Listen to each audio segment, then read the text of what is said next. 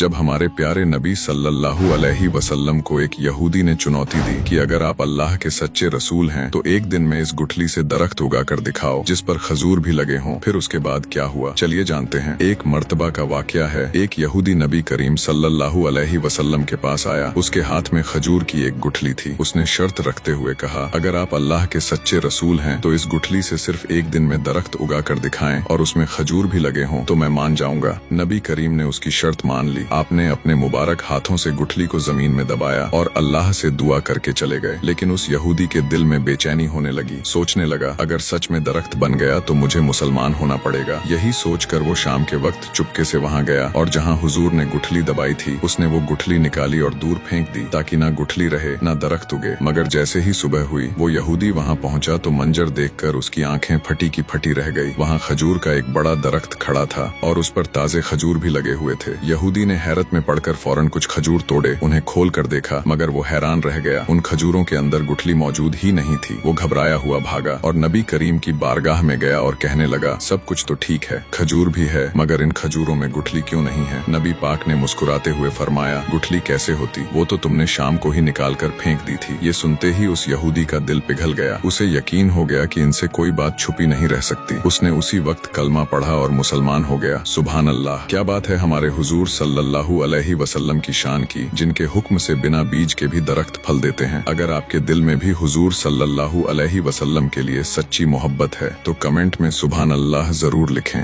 और like subscribe जरूर करें।